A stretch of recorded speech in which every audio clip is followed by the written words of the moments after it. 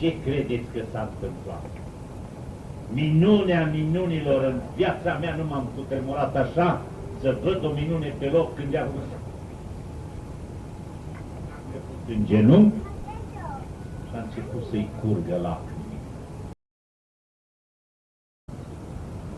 Vreau să vă repet, să vedeți ce înseamnă împătășania și cât de bun e Dumnezeu, că vindecă și pe cel rău și pe cel, să zic așa, schismatic și eretic, pentru rugăciunile soțului, pentru rugăciunile familiei.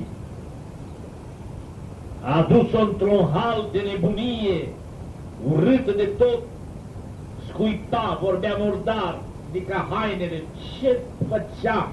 Nu vrea să o aducă la mănăstire și abia a forțat-o să o introducă în biserică. Și când a intrat deja spurcat cu gura ei tot interiorul bisericii, înjurând, blestemând, vorbind murdar, încât peții credincioși s-au îngrămădit toți la strană, să uitau ce voi face eu acum în fața acestei situații. Bietul soț acestei Ilinca și cu fratele ei au adus-o și o țineam cu greu, că trebuia să ajute maicile, surorile să o țină în loc, că nu vrea să stea. Dădea tot timpul buzna la ușă să iasă. Am încercat să-i citesc niște rugăciuni, degeaba, scuipa, dădea cu picior, cu mână, cu tot ce putea, disperat vorbă să fie, adică îngrijorat de situație, ce să mă fac. Mi-am adus aminte că în teza mea de licență am scris că la cazuri de acestea grave pot să apelezi la Sfânta Împărtășanie, să atingi bolnavul, limba bolnavului, că poate însăși Dumnezeu să facă minune. Nu m-am gândit că chiar se va întâmpla o minune. Și cei prezenți m-au atenționat: ce faci, părinte? Nu a dus sfinte, cu o spurcă, o scuipă, o scoate din gură, vă dă peste mână. Eram tânăr, eram, cred, cu un foc de evlavie mai mare decât acum. Și m-am dus și am luat o fărâmitură mică de Sfântă Împărtășanie care se dă la bolnav. Dar așa am pus-o încât să nu atingă nici biuza, nici limba ei, numai mâinile, degetele mele să prindă acolo fărâmitura și să atingă așa, puțin, puțin. Ce credeți? Ea era acolo, a făcut un semn urât: nu vreau, e diavol. Ei, atunci am prins curaj. Va să zic că știi, diavole, că aici e Dumnezeu. Fugi de el, nu-l vrei. De ce? Că ăsta poate să te scoată. Am prins eu curaj. Și am înaintat și am zis: maicilor, nu mai erați careva acolo. Poftim. Puneți mâna și voi. Și au venit încă vreo 5 maici de la atelier, surori, au imobilizat-o și am ajuns la parcă.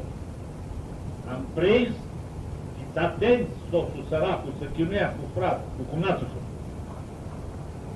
Dintr-o luptă din asta grozavă am reușit să pun sfintele cu mâna, cu degetele pe limba ei.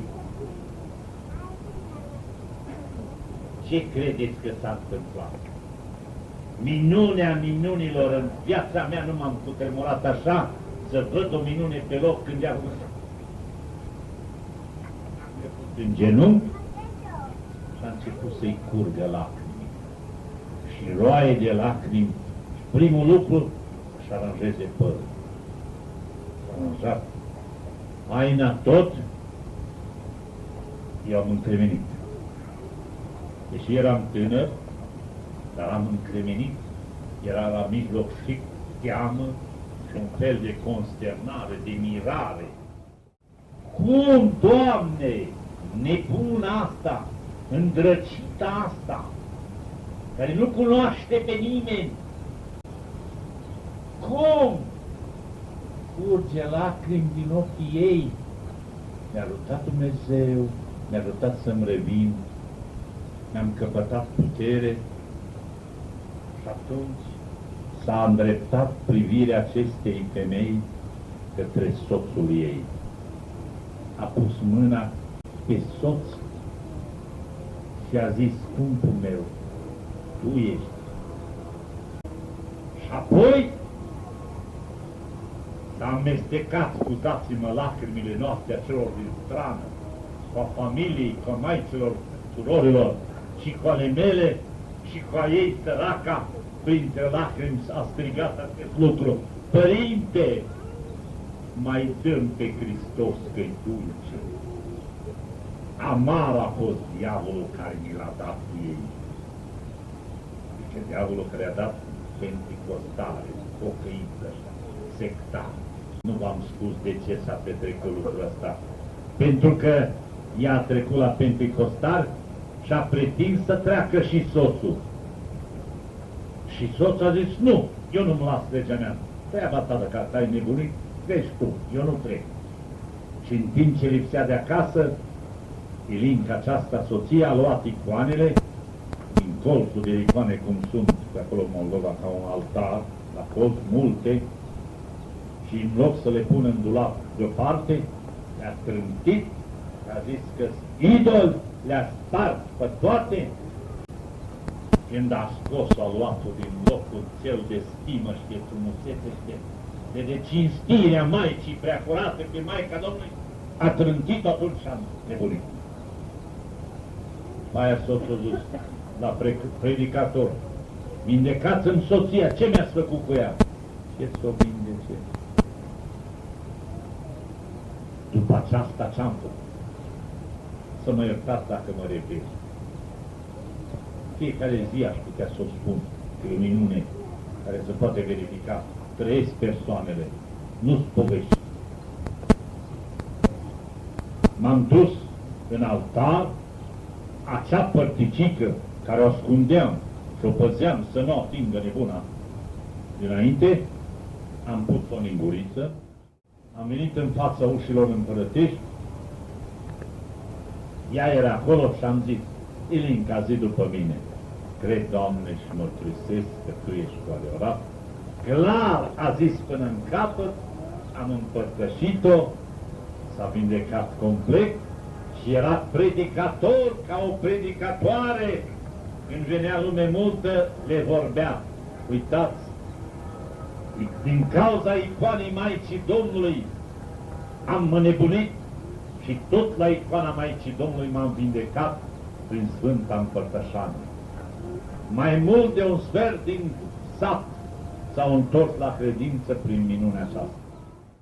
Binecuvântarea Domnului să fie peste voi și peste toți ai casei voastre vii și morți, al său dar și ca să ai iubire de oameni, totdeauna, acum și pururea și în vecii vecilor.